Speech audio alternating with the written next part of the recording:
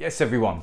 Thank you for tuning into another video. It's a pleasure as always. Before I get into it, I'd just like to say, if you're getting any sort of value from it, please like and subscribe. If you've got any thoughts or comments or opinions, always feel free to share them down below. And let's get into it. So in today's video, I just wanted to talk about the challenges one may have when, having bipolar cyclothymia. Now, I got diagnosed about 16 months ago now, and I've had to accept that I have to make some adjustments in my life, and maybe I can't live my life as I previously thought. And I just wanted to kind of talk about some of those aspects in today's video. Now, I previously made a video called Accepting Life with Bipolar Cyclothymia, which you can watch here, which is kind of similar, but I just wanted to explore, some other obstacles that you may face. So the first obstacle that I wanted to talk about, some of these things are going to be obvious, some of them maybe not so much, is that there's going to be days where, for no apparent reason, you're going to be feeling absolutely fucking shit. Like the whole world is crumbling around you, like there's no hope anymore, that life's not worth living.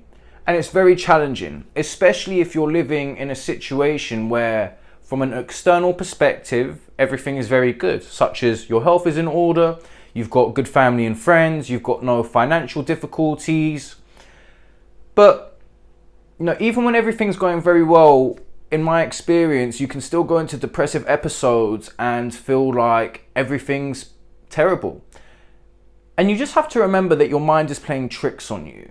Now when I sort of get these episodes, thankfully they're not as bad anymore because of some of the adjustments I've made in my life. But I just sort of accept that these are dark periods, I have to grind through them, and I know they will lift. And as long as I'm taking the right action, they tend to lift pretty quickly now, after about 5 to 7 days. What action is that I take is making sure I just stay on top of my habits, don't drink, eat well, etc, etc. So you're going to face depressive episodes which can be very challenging, especially when everything's going well. Because for me, I started questioning, am I just going to feel like this forever? And when you're down, you never feel like you're going to lift out of it. But you always do, as long as you're taking the right action. So the first thing, the first point that I'm making is just, be ready for the depressive episodes, even when there's nothing to be depressed about, as it were. The second thing that I wanted to talk about is you might have to accept the fact that you're going to have obstacles sometimes from a social perspective. Now, what I mean by that is, for example, going out and drinking and going on crazy nights out might not be a good idea. For example, recently I traveled for a friend's wedding. I was best man, and him and a few other people that he had at the wedding, we'd all agreed going on like a sort of boys' night out on the last night that I was going to be in America. And we were going to go to one of his mates' houses, and he's got a pool table and he collects whiskey. And it was going to be like a boys' night sort of thing. And on the day, I just realized that I just wasn't up to it. And, that's the obstacle that you may face. And it's taken me a while to sort of be comfortable with just saying no to things, because I know that it's going to make me feel worse in the long run. So, my friend went out, his wife went, but I just stayed at their place by myself. Got all my stuff packed up, made sure my mind was calm. And it's an obstacle having to say no to social situations, especially if you've got fear of missing out, especially when it's going to be something fun. And maybe you are going to miss out. But I've now accepted that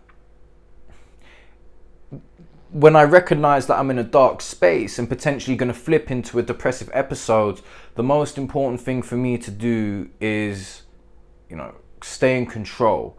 And that means sometimes saying no to certain social situations.